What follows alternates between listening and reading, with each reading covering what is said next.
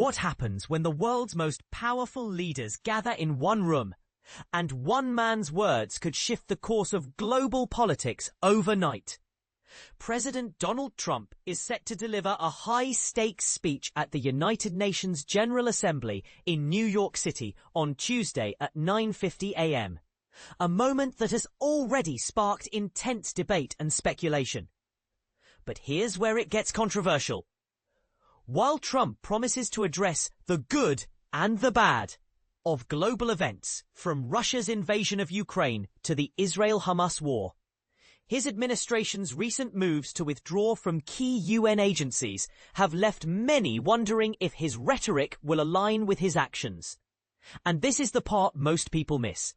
The same day Trump speaks, several US allies, including the UK, Canada and France, will push for formal recognition of a Palestinian state, a move the US and Israel have denounced as premature.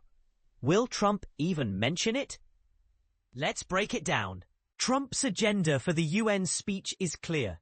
He plans to highlight his administration's accomplishments, including brokering ceasefire deals, while criticizing what he calls the decayed state of globalist institutions.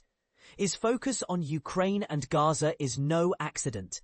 The president, who once claimed he could resolve the Russia-Ukraine war in a day, now faces a stalemate with a Ukrainian leader determined to continue the fight.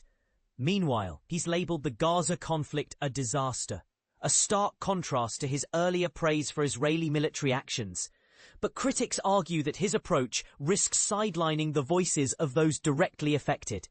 Should world leaders prioritize diplomacy over military solutions, or is Trump right to push for decisive action? Share your thoughts in the comments. The UN session isn't just about speeches. Behind the scenes, tensions are simmering. US Secretary of State Marco Rubio has called the push for Palestinian state recognition an irrelevant distraction, accusing some world leaders of using the issue for political posturing. He even went as far as saying it's almost a vanity project. But here's the twist. France's recognition of a Palestinian state last week, backed by Macron's claim it could weaken Hamas, has divided opinions.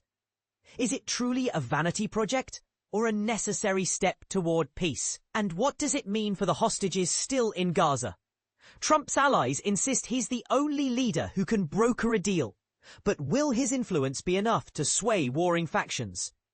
Meanwhile, security concerns have taken center stage.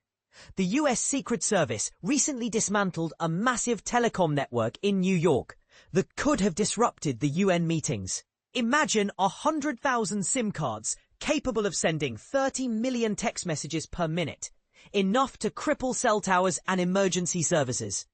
This wasn't just a random operation. Officials say the network linked foreign governments and criminal groups. Could this be a warning sign of deeper geopolitical tensions? Or is it a reminder that even the most peaceful gatherings can become targets for chaos? And let's not forget the human element. Mike Waltz, Trump's newly confirmed UN ambassador, is stepping into a role the US has been without for months.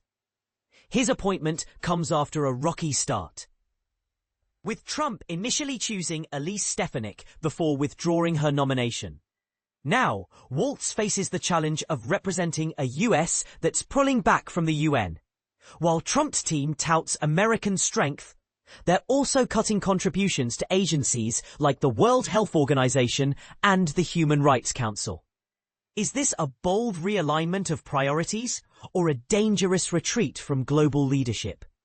The answer may shape the next chapter of UN history, as the UN General Assembly marks its 80th anniversary with the theme Better Together, 80 years and more for peace, development and human rights.